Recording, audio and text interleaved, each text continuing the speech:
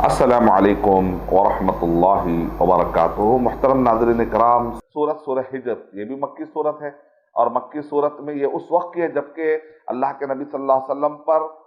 एतराज़ात की कसरत और आप पर यूँ समझिए कि हमले हो रहे थे, किस्म किस्म के जो है ताने कसे जा रहे थे। तो इस वक्त पर ये सूरत भी बड़ी तसल्ली वाली है। और सूरत की खूबसूरत आप देखेंगे, ये सूरह हिजर यानी कि हजर से निकला है, बाद उलमा इकराम कहते हैं, यानी कि काबे के करीब, सीरिया और काबे के दरमियान, जैसे काबा और यमन के दरमियान में, सऊदी अरब और यमन के बॉर्डर के पास हूद अलैहिस्सलाम की कौम का मैंने जिक्र किया था इससे पहले सूरह हूद में। और इसी तरीके से काबे के उस साइड पर जो सीरिया और काबे के दरमियान एक एरिया पड़ता है, जरा सा अगर आप ऐसे थोड़ा सा लेफ्ट में थोड़ा सा टर्न करके फिर सीरिया की तरफ निकलते हैं, यानी एक तरफ जो है बहर अहमर का आपको जो है समंदर का हिस्सा, फिर उसके किनारे में यूं समझिए कि बहर अहमर के उस साइड में जो मिस्र की तरफ से जो बहर लग रहा है वहां पर, और काबे के और जो सीरिया की तरफ जाने का रास्ता है, यूं समझिए कि सीरिया और मिस्र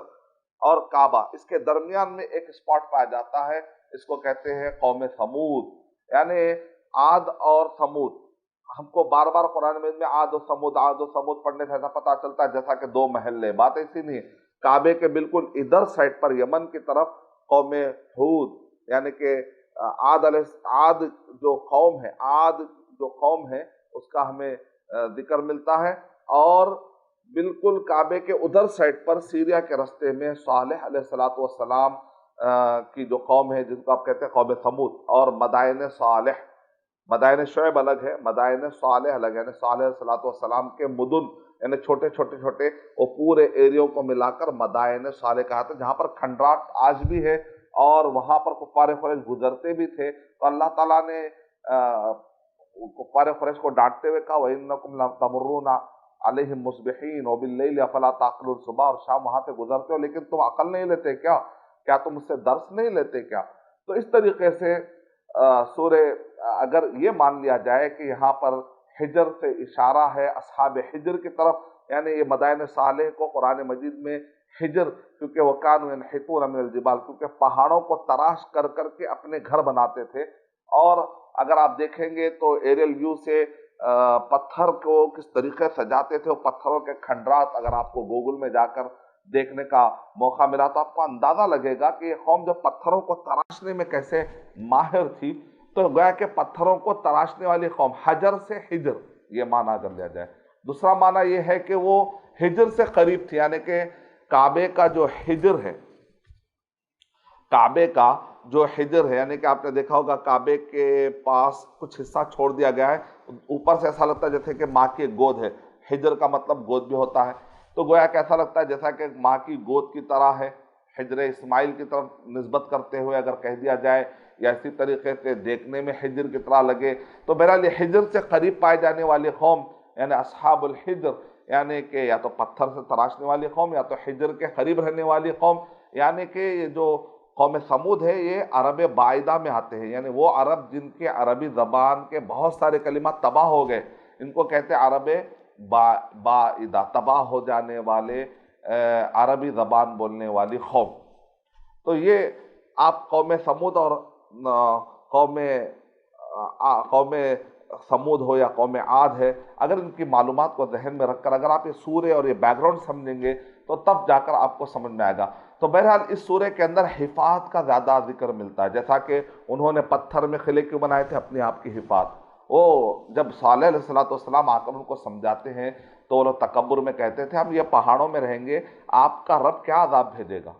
बाद में उनको चीख ने पकड़ लिया, इनके तकब्बुर की वजह से, ये तकब्बुर है, इस तकब्बुर की वजह से उनको चीख ने पकड़ लिया। और उस चीख के बाद फिर वो जलजला भी आया, और उसके बाद उसकी वजह से पूरी तरह से हिला दिए गए। फिर उसका सारे के सारे लोग उस हिलाने के बाद ज़मीन पर लाकर फेंक दिए गए और पूरे के पूरे तबाह हो गए। तो इसके अंदर ये बताया, कुफ्फार कुरैश तुम साइज के एतबार से कोई बड़े नहीं हो, तुमसे पहले कौम आद गुजरी है, कौम समूद गुजरी है, साइज के एतबार से बड़े डील डोल वाले थे, लेकिन क्या हुआ जब चीख आई तो ख़त्म हो गए। اس सूरत के अंदर हिफात की काफ़ी बात की गई है। इन्ना नहनु नज़्ज़लना ज़िक्रा व इन्ना लहु लहाफ़िज़ून, इसी सूरत की आयत है, सूरह हिज्र सूरह नंबर 15 की आयत नंबर 9 अगर आप पढ़ते हैं तो इसी तरीके से सूरह के अंदर बहुत सारे चीज़ों की हिफात का जिक्र आया है। और इसी तरीके से मुकालमा जो इबलीस का हुआ आदम अलैहिस्सलातु वस्सलाम के सजदा करने के मामले को लेकर, फरिश्तों ने जो सजदा किया है, अगर आप वो बात करेंगे तो वो भी इसके अंदर तफसीली तौर पे हमें जिक्र मिलता है। तो ये सूरह हिजर के अंदर दीन की हिफाजत है, बहुत सारे हिफाजत वाले और हिफाजत कुरान वाले मसाइल पर गुफ्तगू की गई है। बहरहाल सालेह अलैहिस्सलातु वस्सलाम से जब उन्होंने मौजज़ा तलब किया कि एक ऊँटनी पहाड़ से निकले, तो एक गाबन ऊँटनी निकले, अजीब किस्म का मुतालबा था, लेकिन अल्लाह ताला के लिए कोई चीज़ मुश्किल नहीं है, कुन फयकुन वाला मामला है। और अभी फ़ोटोज़ भी बताए जा रहे हैं, लेकिन उसकी हकीकत चेक करना, रिसर्च करना ज़रूरी है कि ऐसा एक पहाड़ मौजूद है जहाँ पर नक्शे में सालेह अलैहिस्सलातु वस्सलाम की एक ऊँटनी बाकायदा जो निकली है, तो उसका एक नक्शा भी बताने की कोशिश कर रहे हैं। वल्लाहु आलम, जो लोग जब तक हमारे पास मुहक्किकीन कोई चीज़ चेक करके हमको तस्दीक ना करे, इन सारी ख़बरों को बहरहाल उस वक्त तक आप रिसर्च के दायरे में ही डालते रहना पड़ेगा। और सूरह यूनुस से लेकर सूरह इब्राहिम तक शख्सियतों को सामने रखकर समझाया गया, और सूरह हिजर से लेकर सूरह कहफ तक आप देखेंगे कौमों को किसी न किसी निस्बत से कौम का एक नाम, बन इसराइल हो, कहफ हो, असहाबुल कहफ हो, असहाब हिजर हो, एक नाम, एक कौम के नाम के साथ समझाया गया। एक अलग अलग पैराया है, अलग अलग अंदाज है, एक दिलचस्प कड़ी बन जाती है अलग अलग पैराए से बदल बदल कर समझाने से। तो ये है सूरह हिजर के चंद खुलासे जो सूरह मक्की सूरत है।